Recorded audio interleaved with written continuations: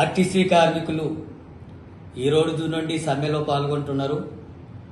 సంవత్సరం నుంచి రాష్ట్ర ప్రభుత్వం దృష్టికి వాళ్ళ డిమాండ్స్ని పరిష్కరించాలని చెప్పి కోరుతున్న ప్రభుత్వం నిర్లక్ష్యం చేస్తుంది.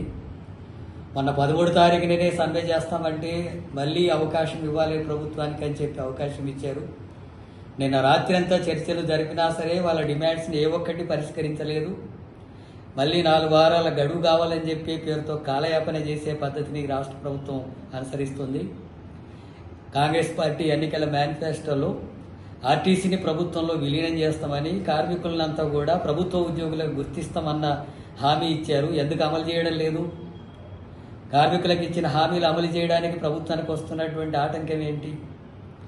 అట్లాగే కార్మిక రంగంలో పనిచేస్తున్నటువంటి కాంట్రాక్టు అవుట్సోర్సింగ్ పేరుతో చేస్తున్నటువంటి వాళ్ళని రెగ్యులరైజ్ చేయాల్సిన అవసరం ఉంది. వాళ్ళు పనిచేస్తున్నారు, వేతనం తక్కువ వస్తుంది. ఆ రకంగా దోచుకోవడమే కదా. అట్లాగే యూనియన్ ఎన్నికలు నిర్వహించి యూనియన్ ద్వారా వాళ్ళ సమస్యలు పరిష్కరించడానికి అవకాశాలు కల్పించడం లేదు. కార్మిక సంఘాలను గుర్తించి ఎన్నికలు నిర్వహించాలి కదా. ఎన్నికలు నిర్వహించడంలో జాప్యం చేస్తున్నారు. అట్లాగే అద్దె బస్సులు నడుపుతున్నటువంటి డ్రైవర్లని సంస్థలో విలీనం చేయాలని చెప్పి కోరుతున్నారు. దానికి ప్రభుత్వం అడ్డుపడుతుంది, ఆ నిర్లక్ష్యం చేస్తుంది.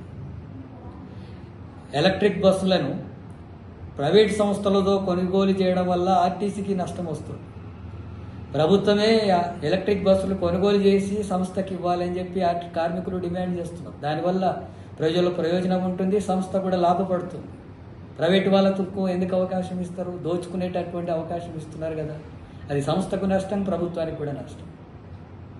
అట్లాగే కార్మికులకు సంబంధించినటువంటి 32 డిమాండ్స్ని రాష్ట్ర ప్రభుత్వం ముందు ఉంచి చర్చలు జరుపుతున్నా సరే కాలయాపన చేసి నిర్లక్ష్యం చేయడం ఫలితంగానే ఈనాడు సమ్మెకు పిలుపుని ఇవ్వడం జరిగింది. కార్మిక సంఘాలంతా కలిసి ఈ సమ్మెకు సిపిఎం పార్టీ రాష్ట్ర కమిటీ పూర్తిగా మద్దతు ఇస్తుంది. రాష్ట్ర ప్రభుత్వం వెంటనే జోక్యం చేసుకుని చర్చలు జరపాలా, ముఖ్యమంత్రి కూడా జోక్యం చేసుకొని చర్చలు జరిపి పరిష్కరించాలని చెప్పి కోరుతున్నాం. ఈ సమ్మె వల్ల విద్యార్థులకంతా కూడా పరీక్షలు ఉన్నాయి, ఇబ్బందులు పడతారు. పరీక్షకు హాజరు కాకుండా నష్టపోయే అవకాశం ఉంటుంది. అట్లాగే పెళ్లిళ్ళ సీజన్ ఇది. పెళ్లిళ్ళకు వెళ్ళేటటువంటి వాళ్ళకు, ముఖ్యంగా పేదవాళ్లకు తీవ్రమైనటువంటి ఆటంకం అవుతుంది.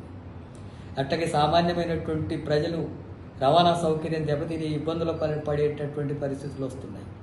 ప్రజల సమస్యలు దృష్టిలో పెట్టుకొని, కార్మికుల యొక్క సమస్యలు కూడా దృష్టిలో పెట్టుకొని కాలయాపన చేయకుండా తక్షణమే జాయింట్ యాక్షన్ కమిటీతో చర్చలు జరిపి వాళ్ళ 32 డిమాండ్స్ని వెంటనే పరిష్కరించాలని చెప్పి రాష్ట్ర ముఖ్యమంత్రిని సిపిఎం పార్టీ రాష్ట్ర కమిటీ డిమాండ్ చేస్తుంది.